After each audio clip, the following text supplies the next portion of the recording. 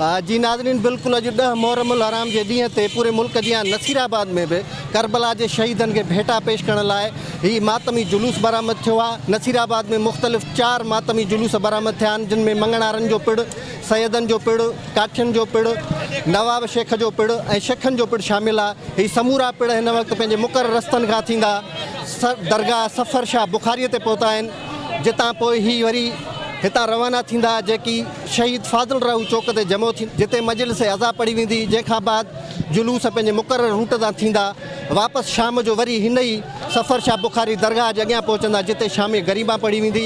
असीं ॻाल्हि कंदासीं सिक्योरिटीअ जे इंतज़ामनि जी, त नसीराबाद पुलिस जे तरफ़ां सिक्योरिटी इंतज़ाम सख़्तु कया विया आहिनि। जुलूस जे जेके बि रूट आहिनि समूरनि रूटनि ते पुलिस मुक़ररु कई वई आहे। पुलिस जा दस्ता जुलूस सां गॾु आहिनि ऐं मुख़्तलिफ़ चौवाटनि ते मुख़्तलिफ़ इमारतुनि ते पुलिस खे मुक़ररु कयो वियो आहे, जीअं कंहिं बि अणवंदड़ सूरत हाल के मुंहुं ॾेई सघिजे। हिन वक़्तु ही जुलूस जेको मातमी जुलूस आहे उहो पंहिंजी मंज़िल तरफ़ रवानो आहे, जंहिंमें मोमिन मातम करे रहिया आहिनि, आज़ादारी करे रहिया आहिनि, ज़ंजीरुनि ते ऐं चाकुनि ते मातम थी रहियो आहे।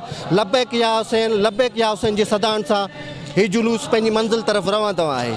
के भी जुलूस नसीराबाद शहर में हिन वक़्त ते निकिता आहिनि, पहिरीं खां वठी अॼु 2 मुहर्रम आहे। अलाह पाक जी महिरबानीअ सां पुरअमन सुकून सां निकिता आहिनि। अॼु बि असां तक़रीबन हिन में 10 ऑफिसर आहिनि, 50 जवान आहिनि, मां पाण आहियां, पाण निगरानी कयूं था। तक़रीबन नंढा वॾा 4-5 जुलूस निकितल आहिनि जेके हलनि था पिया।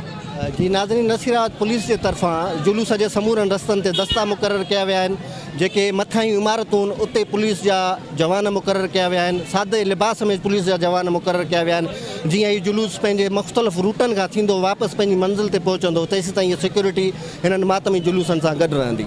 कैमरामैन सजाद कलोड़ो सां गॾु अल्लाह बख्श कुरैशी, सिंध टीवी न्यूज़, नसीराबाद।